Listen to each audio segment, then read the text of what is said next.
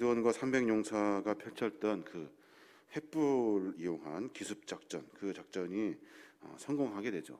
그래서 이스라엘은 그렇게도 자신들을 괴롭혔던 그 미디안과 아말렉 그리고 동방 산업들을 다 이렇게 몰아내게 됩니다.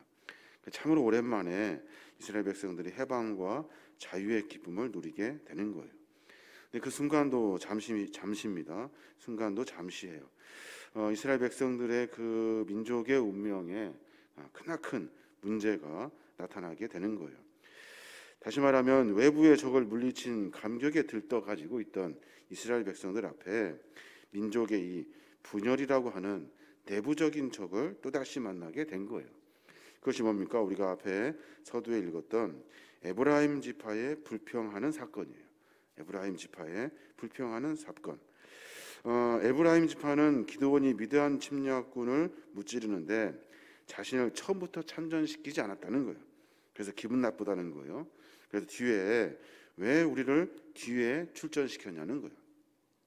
사실 기드온은 300명의 용사를 뽑았습니다. 어떤 지파를 특별히 뽑아낸 것이 아니라 이렇게 모든 사람들 지파 중에 300명을 추려낸 거예요. 그래서 에브라임 지파는 기드온이 속한 그 므낫세 지파와 함께 요셉을 섬기는 요셉을 조상으로 하는 한 가족인데 왜 너는 우리를 배제했냐는 거예요. 그냥 쉽게 말해서 그런 거예요. 전쟁에 이겼단 말이에요.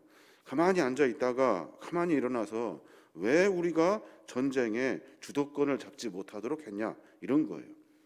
처음부터 우리를 전쟁에 출전시켜야 될 것 아니냐, 왜 뒤에 시켰냐는 거예요. 전쟁에 이겨서 함께 승전가를 부르면서 승리를 이기게 했던 그 많은 위상을 떨쳐야 하는데 그러지 못했다는 거예요. 결국에는 어떻게 됩니까? 이 시작으로 말미암아 에브라임 지파는 다윗과 솔로몬 이후에 르호보암 집권 초기에 예루살렘 성전 중심의 제사를 거부해요. 그리고 북이스라엘 그 나라를 세우게 됩니다. 베델과 단에 우상을 섬기는 단을 세우고 그리고 여로보암을 중심으로 하는 북이스라엘의 왕국을 건설하게 돼요. 이 시작이 에브라임 지파예요. 그 시작이 기드온과의 그런 불평의 사건을 통해서 시작하게 되는 거예요.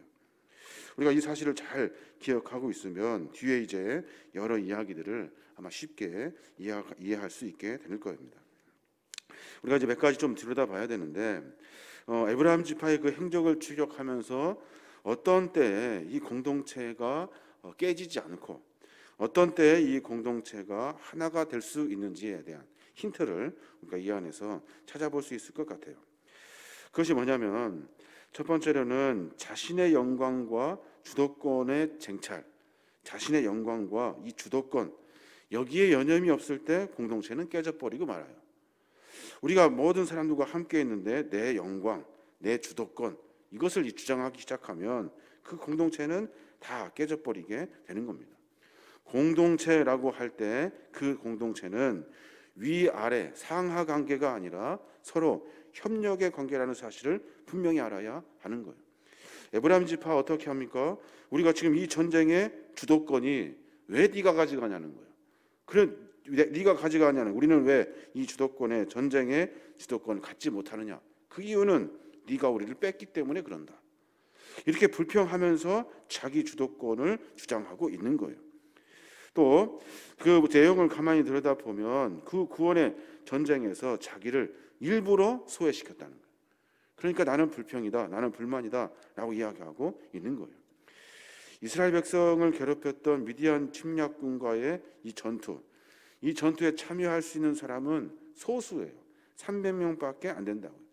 근데 갑자기 에브라임 지파가 나타나서 뒤늦게 그들을 추격할 때 도와달라고 지원을 요청했을 때 그때 에브라임 지파가 그때 나타나게 되는데 사실은 여러 지파 중에 300명을 뽑아 전쟁을 했고 그리고 그 에브라임 지파는 그 뒤에 우리가 어제 읽었던 본문의 말씀에 보면 지원을 요청한다고요. 기드온이 도와주십시오 할 때 그때 에브라임 지파가 올라오게 됩니다. 그러니까 사실은 전쟁에서 가장 중요한 역할을 한 부분이 에브라임 지파예요. 그런데 우리를 왜 처음부터 배제시켰냐는 거예요. 이런 좀 약간 말도 안 되는 이야기를 가지고 자기의 주도권을 주장하고 있는 거예요. 공동체를 깨뜨리는 가장 첫 번째 위험한 것은 자기의 영광, 자기의 주도권을 주장하는 거예요. 내 영광, 내 주도권을 주장할 때 그 공동체는 깨져버리고 말아요. 왜 그렇습니까? 경쟁심, 명예욕, 이런 주도권의 욕심 때문에 그래요. 이것 때문에 공동체가 깨지게 되는 거예요. 결국에는 어떻게 합니까? 기드온과 에브라임 지파가 금이 가요. 서로 이렇게 멀어지게 된다고요. 그러면서 각자 자기가 원하는 길을 가게 됩니다. 그 일로 하여금 남과 북이 분열되게 되고, 분열될 때 중요한 요소로 모두가 자기 주도권을 찾으려고 흩어지게 되는 거예요. 에브라임 지파는 민족 전체의 유익과 번영에는 관심이 없어요. 자기들의 영광과 그 주도권, 여기에만 관심이 있는 거예요. 그러면 그때부터 공동체는 깨지게 되는 겁니다. 또 하나, 공동체가 왜 깨지냐면 자신의 안일만을 추구할 때, 또 자기의 이기주의에 빠질 때, 그때 공동체가 깨지게 되는 거예요. 오늘 보니까 4절부터 보면 그런 내용이 있어요. 길어서 제가 설명을 드리면, 기드온과 함께 300용사가 막 쫓아갑니다. 막 적군이 도망가고 있다고요. 그때 숲곳에 있는 사람, 분우엘에 있는 사람들에게 요청을 해요. 우리 병사들이 지쳐 있다. 그러니까 떡을 좀 주어라. 그래서 쉴 수 있도록 해 주어라. 그랬더니 뭐라고 이야기하면, 너희 손에 세바와 살문나의 머리가 있느냐라고 물어요. 네가 아직 전쟁에 이기지도 않았는데 어떻게 우리가 너를 돕니? 모두가 합심해서 이 전쟁을 마무리 지어야 하는데 숫곳과 분우엘의 사람들은 자기들 안위만을 추구해요. 자기들의 이기주의에 빠져요. 혹 당신이 쫓아가다 세바와 살문살에게 당하게 되면 그때 우리는 또다시 세바와 살문나의 보복을 당하게 될 거 아닙니까? 그러니까 당신을 도와줄 수 없습니다. 당신이 직접 머리를 들고 오십시오. 그 적장에 머리를 들고 올 때 그때 하겠습니다라고 말하는 거예요. 그때 기드온이 뭐라고 합니까? 내가 갔다가 다시 돌아오겠다라고 말해요. 그래서 찔레 가시로 너희들을 보복하겠다 하면서 그 자리를 떠납니다. 공동체를 깨트리는 이유, 자신의 안일만을 추구하고 자기의 이기주의에 빠질 때 공동체는 깨져요. 서로 같이 합심하여 무언가 하자고 했을 때 그때 협력하여 함께 가야 하는 거예요. 이스라엘 백성들 참 어리석은 것 같아요.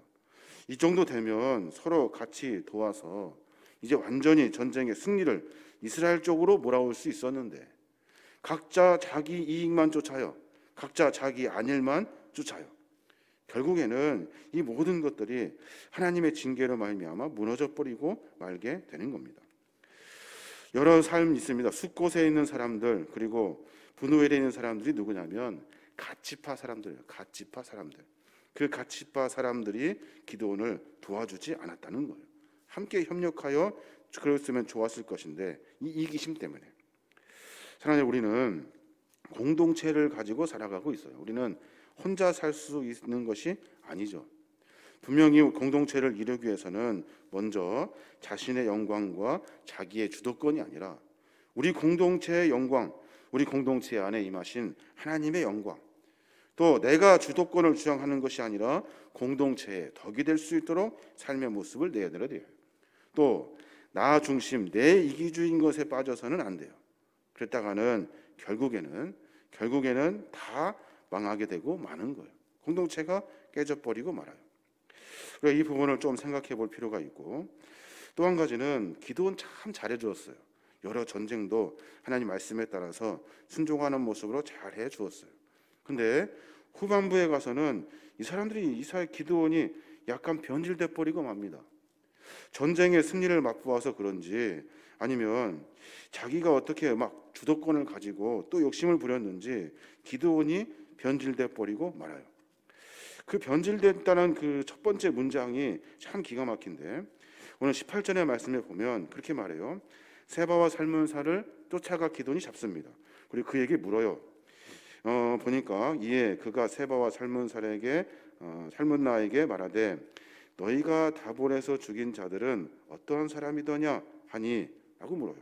그랬더니 그가 대답합니다. 대답하되 그들이 너와 같아서 하나같이 왕자들의 모습과 같더라 합니다. 이 말이 무슨 말이에요? 세부와 살문나 사람들이 다볼 사람들을 죽였단 말이에요. 그들이 어떤 사람들이냐 하니까 왕자 같아서 왕권을 쟁취하려고 하여서 죽였다는 거예요.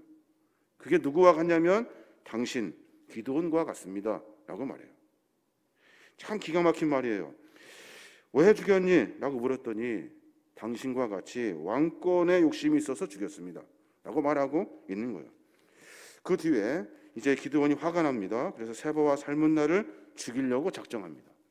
그때 누구를 시키냐면 자기의 맏아들 여델을 시켜요.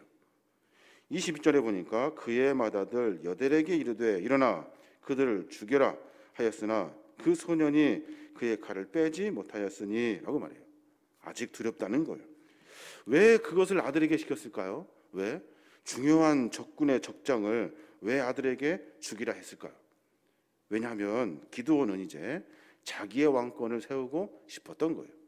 이제 내일 우리가 보게 될 부분인데 기드온은 자기의 왕국을 세우고 싶었던 거예요.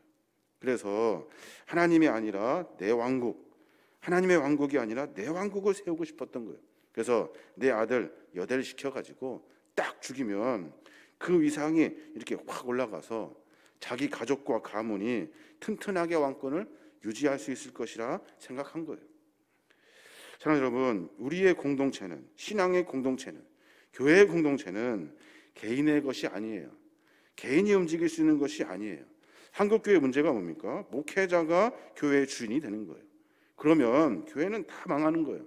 공동체는 그래서 망하는 거예요. 공동체는 하나님의 것이라는 사실을 분명히 깨달아야 하는 거예요. 하나님이 공동체를 통해서 일하시는 거예요. 오늘 기드온과 같이 지금까지 잘 해오다가 갑자기 왕권의 눈이 멀어버린 거예요.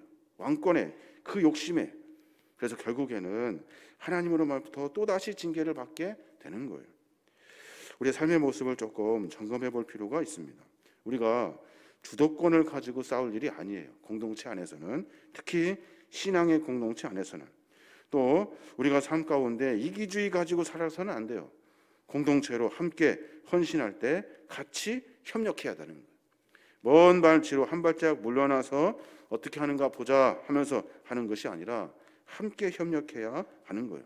그리고 또 하나, 공동체는 하나님이 주도권을 가지시고 하나님이 공동체를 만들어 가야 하는 거예요.